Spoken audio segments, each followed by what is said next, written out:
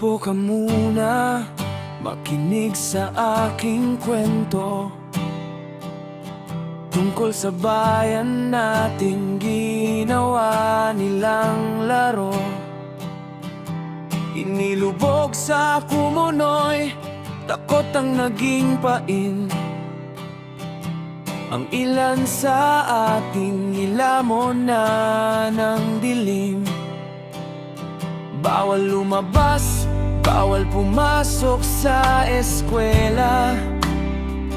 Kung wala kang turok, wala kang kwenta sa kanila.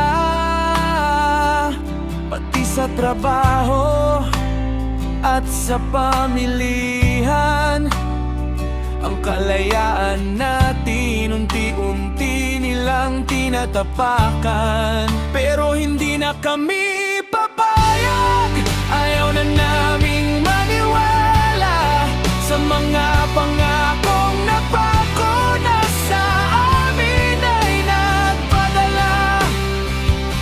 Hindi ang virus ang tunay na kalaban sa daan, kundi ang mga pusong sakim na nasa luklukan.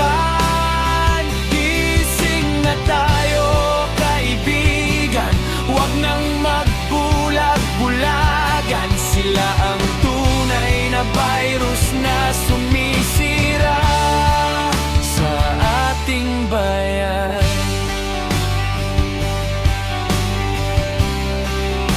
Sa ating bayan.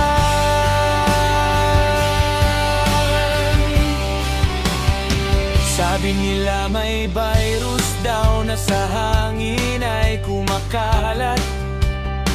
Pero ang totoo, sa loob ng opisina lang sila nagkakalat.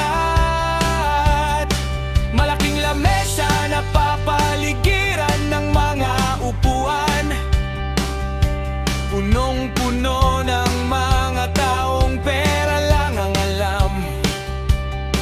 Kontrolado nila ang lahat dahil sila ang may hawak ng pondo. Habang ang mahihirap unti-unti nang naglalaho. Pinagkakitaan ng krisis, ginawang negosyo ang kaba. Habang tayo ay nagtitiis, sila ay nagpapakasasa. Alam natin ang totoo, ramdam natin ang sakit.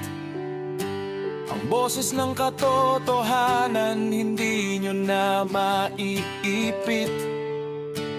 Hindi kailangang sumigaw para kayo ay marinig, dahil ang gising na sambayanan hindi na nyo malulupi.